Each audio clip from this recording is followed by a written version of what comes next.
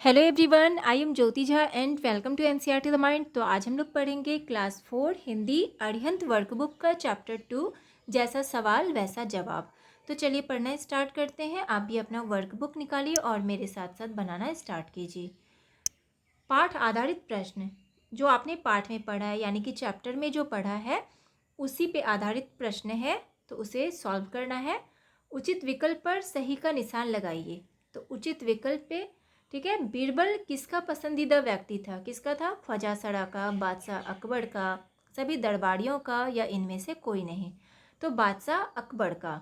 ठीक है, इसमें टिक लगाएंगे।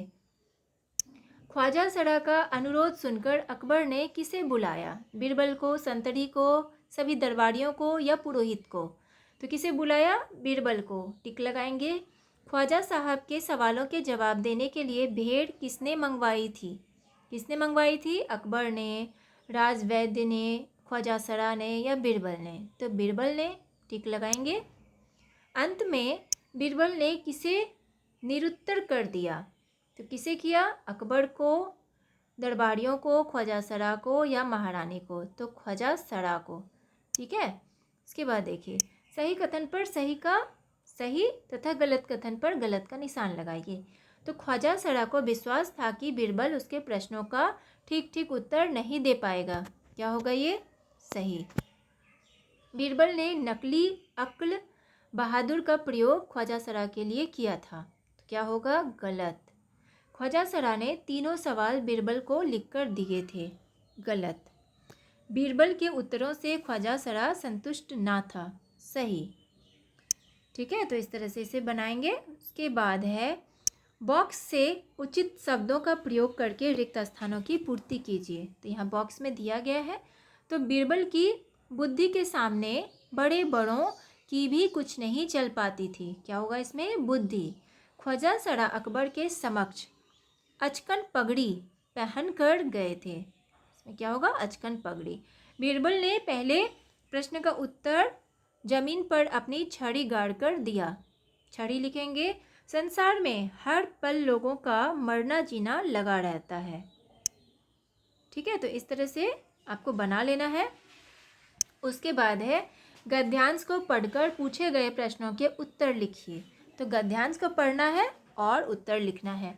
अकबर के एक खास दरबारी ख्वाजा सरा को अपनी विद्या और बुद्धि पर बहुत अभिमान था।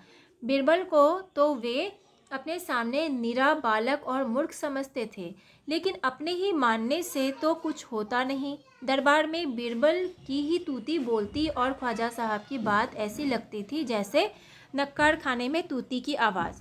ख्वाजा साहब की चलती तो वे बीरबल को हिंदुस्तान से निकलवा देते, लेकिन निकलवाते कैसे? तो ये है आपका गद्यांश। अब इसे पढ़ के आपको इसका उत्तर देना है। तो जैसे यहाँ पे है कि सही विकल्प पर सही का निशान लगाइए, तो सही विकल्प पे लगाना है। ख्वाजा सरा की नज़रों में बीरबल क्या था? क्या था? बालक और मूर्ख, धूर्त और बदमाश, वाचाल और चालाक, बुद्धिमान और विद्वान। क्या था? तो बालक और मूर्ख। टिक लगाएंगे। अकबर के दरबार में किसकी तूती बोलती थी? सभी दरबारियों की, जनता की, ख्वाजा सरा की, या बीरबल की? किसकी बोलती थी? तो बीरबल की। इसमें टिक लगाएंगे। एक वाक्य में उत्तर लिखिए। एक ही वाक्य में उत्तर लिखना है। ख्वाजा सरा कौन था? कौन था? तो अकबर के एक खास दरबारी। ठीक है। ख्वाजा सरा की चलती तो वह क्या करता? हिंदुस्तान से निकलवा देते। ठीक है। इसके बाद है अति लघु उत्तरीय प्रश्न। बादशाह अकबर सबसे अधिक पसंद किसे करता था? तो किसे करता था? बीरबल को।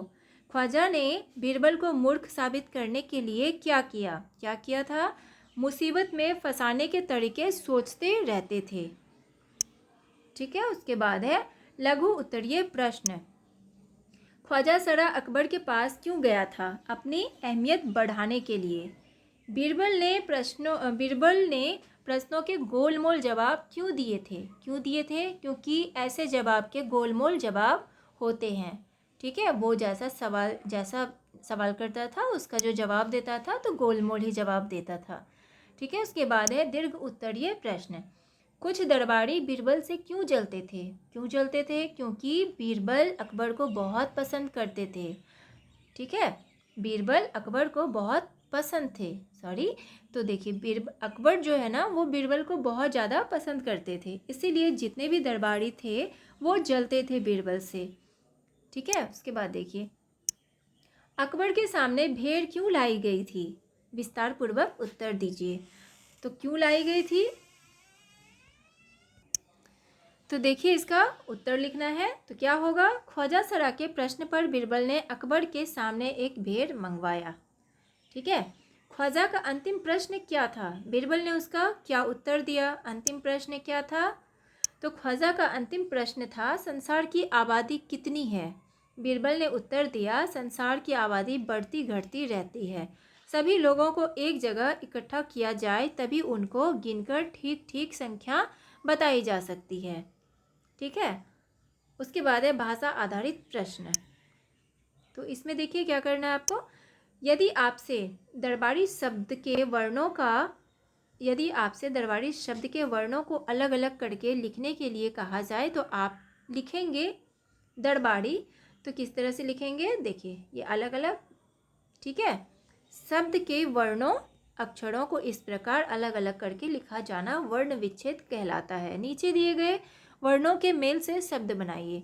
ठीक है, तो यहाँ पे देखिए जिस तरह से दरबारी लिखा गया है उसी तरह से यहाँ पे आपको ये वाला है ना, जैसे लिखा गया है अलग अलग करके, उससे आपको बनाना है, शब्द बनाना है। तो क्या बनेगा? अकबर।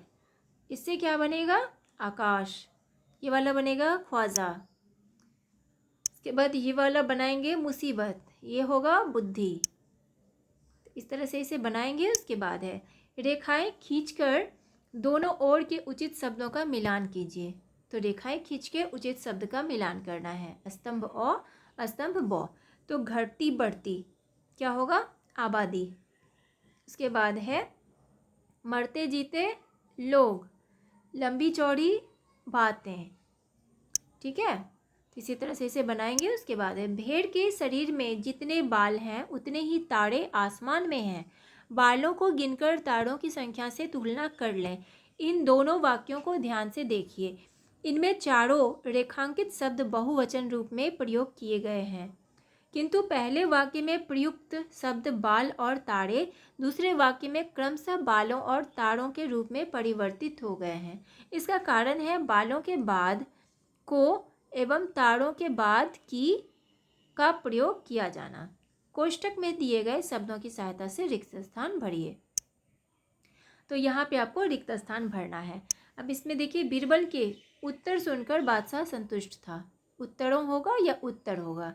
अब इसमें जो सही शब्द है उसे चुन के लिखना है।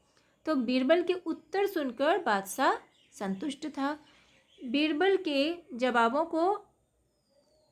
जवाबों को गलत साबित नहीं किया जा सका।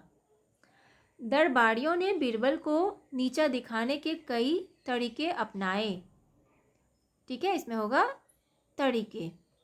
अकबर को तीनों सवाल लिखकर दिए गए थे। उसके बाद होगा आबादी ज्ञात करने के लिए कुल लोगों की संख्या गिननी होगी। तो ये सारा आपको इस तरह से ही बनाना है। उसके बाद है पाठ के आसपास। आप ख्वाजा सरा के इन तीनों प्रश्नों का क्या उत्तर देते? तो देखिए ख्वाजा सरा ने जो प्रश्न पूछा था तो उसका आप क्या उत्तर देते? तो यहाँ पे देखिए संसार का केंद्र कहाँ है? तो क्या है? संसार का केंद्र कहाँ है? मक्का शहर में स्थित काबा शरीफ है। ठीक है, आकाश में कितने तारे हैं? अनगिनत तारे हैं। इसके बाद देखिए संसार की आबादी कितनी है? तो देखिए संसार की आबादी कितनी है?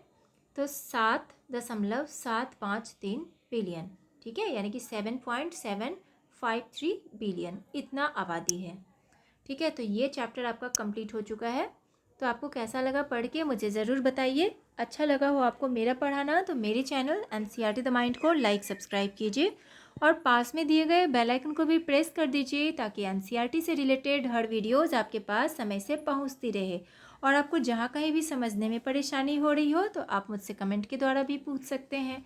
तो मिलते हैं नेक्स्ट वीडियो में, तब तक के लिए bye, take care, thanks to watch my video.